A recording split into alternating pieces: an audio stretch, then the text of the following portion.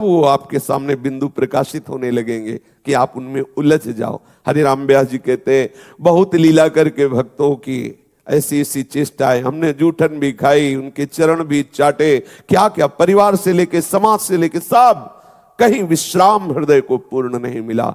अब विश्राम मिला है श्री वृंदावन धाम का आश्रय, प्रिया प्रीतम के गोरे सांवले चरणारविंद का चिंतन, ये बैठा लो हृदय में। नहीं, आप कहीं ना कहीं डगमगा जाएंगे। ये पक्का निश्चय रख लो, केवल आप और प्रिया प्रीतम बस।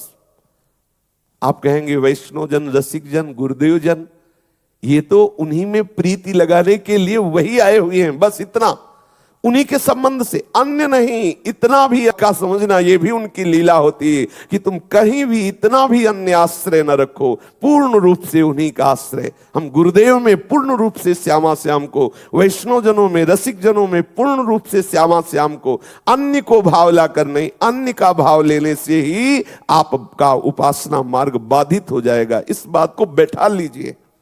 अगर कोई सूत्र आपको किसी से भी मिल रहा है तो मेरे श्यामा श्याम अपनी प्राप्ति के लिए इसके हृदय से बैठकर बोल रहे हैं, मुझे समझा रहे हैं, हमें उससे प्रीति नहीं, हमें उस सूत्र से प्रीति करनी है, श्यामा श्याम से प्रीति करनी है। ये बैठा लो, हृदय की बात है।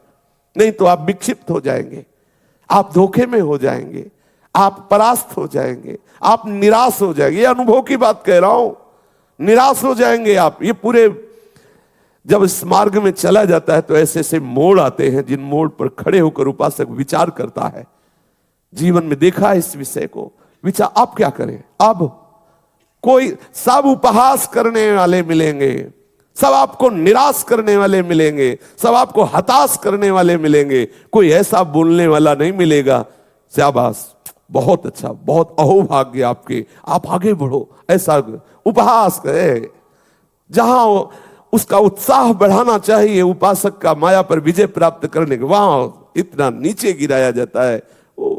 इसलिए आप केवल श्यामा श्याम के चरणों का आश्रय लीजिए, वो अनंत रूप धारण करके आपको संभाल लेगा। किसी रूप में, किसी अन्य नाम में, किसी के प्रति तनिक भी अन्य आस्था न रखते हुए, केवल नाते ने राम के मनियत सुहद सुसेव्य जहां लो, बस इतना केवल सिद्धांत बैठा। हमारे चैनल धर्म की राह को अभी सब्सक्राइब करें और ऑल पर सेलेक्ट करें ताकि हमारे सभी वीडियो सबसे पहले आपको मिल सकें। पहुंचने में बाधा पहुंचा देगा, विश्वास कर लीजिए, ये महापुरुषों के वचन हैं। जैसे ही हम भगवत चरणारविंद का पूर्ण अनन्य भाव से आश्रय लेते हैं, हमारे अंदर प्रभु की कृपा से दैवी सद्गुण प्रकट हो जाते हैं। वो दैवी सद्गुण हमारे भजन को बढ़ाते हैं, हमारे भजन को सुरक्षित रखते हैं। भजन जैसे जैसे हमारा बढ़ता जाता है वैसे वैसे हमें अपने आराध्य देव की दिव्यता का अनुभव, आराध्य देव की सानिध्य का अनुभव, आराध्य देव की कृपा दुलार का अनुभव होने लगता है। फिर कोई परवाह नहीं। जैसे जैसे हमारे अंदर भगवत प्रीति बढ़ती जाती है वैसे वैसे हम बेपरवाह होते चले जाते हैं। कौन कौन से सद्गुण हमारे हृदय में प्रकाशित होते हैं, ये चर्चा चल रही है कि उपासक के हृदय में ये अवश्य सद्गुण आते हैं। यदि आप इस मार्ग में चलना चाहते हैं तो इन सद्गुणों का वर्ण करें। अहिंसा, सत्य, मक्रोधस, त्यागः, शांतिरपैशुनम्, दया भूते स्वलोलुप्त्वम्, मार्दवम् हीरचापलम्। कल चर्चा हुई थी अहिंसा। शरीर से, वाणी से, मन से भी हमारी चेष्टा ये रहे कि किसी को दुख ना पहुंचे, ये हमारे अंदर चेष्टा रहे। लेकिन ध्यान ये सूक्ष्मता से रहे कि हमारी चेष्टा रहे, वो दुखी हो रहा है तो हम उसको सुखी करने के लिए अपने सिद्धांत को छोड़ दें, अपनी भजन शैली को छोड़ दें, अपनी उपासना को छोड़ दें, ऐसा नहीं कहा गया। आपके द्वारा कोई चेष्टा ना हो और अपने आप कोई आपसे द्वेष मान कर, दोष भाव करके वो दुखी हो रहा, तो ये उसका चिंतन है। हम उसके दुख की निवृत्ति के लिए अपने सिद्धांत को नहीं छोड़ सकते, अपनी उपासना को नहीं छोड़ सकते, अपने भगवत मार्ग को नहीं छोड़ सकते कि सामने वाला दुखी ना हो, हम चल के उससे प्रपंच बात कर ले, हम उसकी राजी हो बात, उसको राजी करने के लिए हम ऐसी बात कर ले, ऐसी चेष्टा कदापि आवश्यकता नहीं। आप अपने मार्ग में ठीक से चलिए। सामने वाला यदि आपके इस चलने में दुखी हो रहा है तो ये उसका चिंतन है, हमारी ओर से कोई चेष्टा नहीं हो रही है। यह अहिंसा का स्वरूप। हम शरीर से, मन से, वाणी से भी कोई ऐसी चेष्टा जिससे दूसरों को दुख पहुंचे, वो हमारे अंदर भावना होती है, समझना। जैसे हम किसी से नहीं बोल रहे, किसी की तरफ नहीं देख रहे, तुम प्रणाम करो, नमस्कार करो, तुम्हारी श्रद्धा का विषय है और अपने भजन में डूबे। अब वो दुखी हो रहा है तो हमारी चेष्टा तो नहीं हुई अंदर से कि उसको दुख हो, वो स्वयं कल्पना करके, भावना करके दुखी हो रहा है, उसका विषय है। अब हम उसकी दुख निवृत्ति के लिए उससे बात करें, उसकी तरफ देखें, उससे व्यवहार करें, इसकी आवश्यकता नहीं है। हमारे द्वारा भावना ना बनने पावे कि हमारी वाणी से ऐसा हम बोले कि इसे दुख पहुंचे, या हमारे शरीर से कोई ऐसी चेष्टा हो कि इसे दुख पहुंचे, या हमारे मन में कोई संकल्प बने ऐसा किसको दुख पहुंचे, ये नहीं होना चाहिए। सामने वाला कल्पना करके, भावना करके यदि दुखी हो रहा है, उसका ज्ञान है, ये उसकी चिंतन की वृत्ति है। हम उसके चिंतन की वृत्ति को दूर करने के लिए अपने सतमार्ग के सिद्धांतों का त्याग नहीं कर सकते। ऐसी भावना से चले। सत्यम, अपने स्वार्थ बुद्धि से जो बात को बना के बोला जाता है, यह उपासक के लिए ठीक नहीं है। सत्य बोले, जो हमारे हृदय में वही हमारी वाणी में है, हमारे आचरण में वही है। सत्य का स्वरूप है मन वचन कर्म में, तीनों में सत्य होना चाहिए।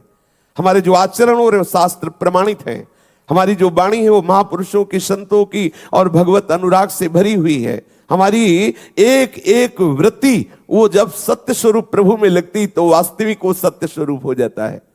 व्यवहार में जैसा आप सत्य समझ रहे हैं, सत्य देख रहे हैं, जैसा आप सत्य पढ़े हैं, जैसा आप सत्य सुने हैं, आवश्यकता पड़ने पर वैसा ही बोल दे।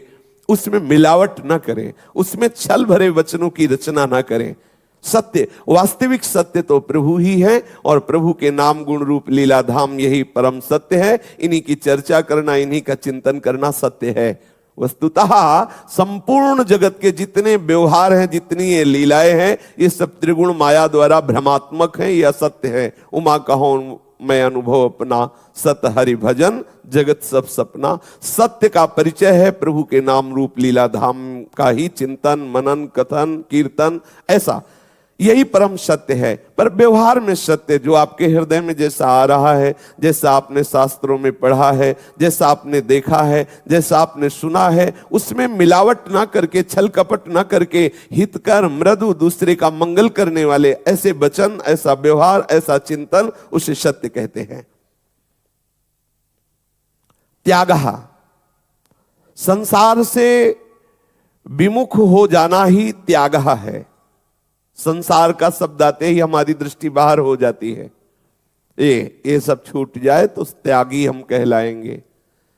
ये सब छूट जाए बाहर की बात नहीं है। कहीं भी रहोगे तो संसार में ही, भूमि में ही रहोगे, कहीं भी रहो है तो संसार ही।